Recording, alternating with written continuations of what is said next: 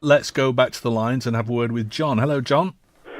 Hi, Stu. Yeah. Well, actually, the first question I was going to ask was just been answered by our last caller about the amount of money spent on the roads compared with the road tax.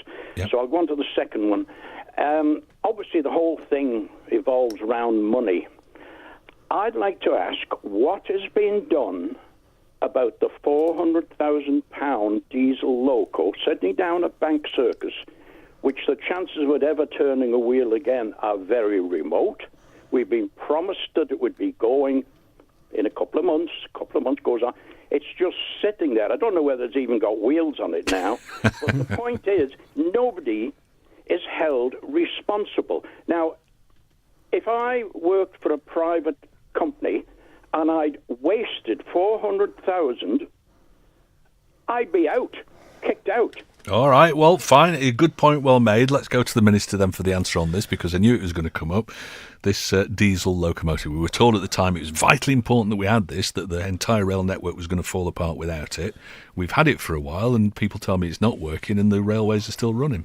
Obviously, this obviously predates my involvement, but nice swerve. No.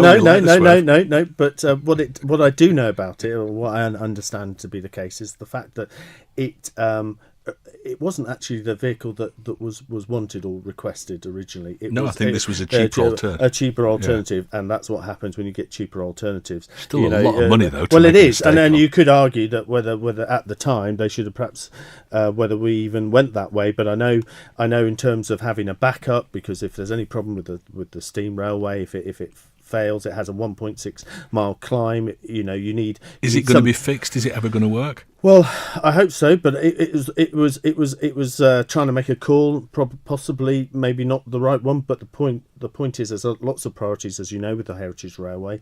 But often in these cases, it's better to not to spend properly rather than, if you like, take the cheaper alternative. Yes and no. I mean, if everybody's got to sort of tighten the belts and not necessarily go with the Rolls-Royce options, then I think it's quite natural that somebody would suggest that there was a cheaper alternative, but it's still got to be a viable alternative, surely. I think you hit the nail on the head. It has to be a viable alternative. So if somebody has bought this at best part of £500,000 and it's not been right for the job, do they get fired?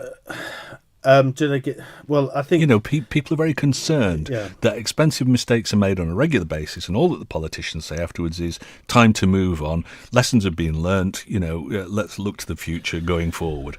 Well, I think the thing is with that is I think lessons have been learnt, but in terms of actually trying to repair it, that's what we're trying to do. As I say. Where exactly the decision, it was obviously a failure across a number of different fronts that led to that decision. I don't think it was down to any one particular individual. All right. Good.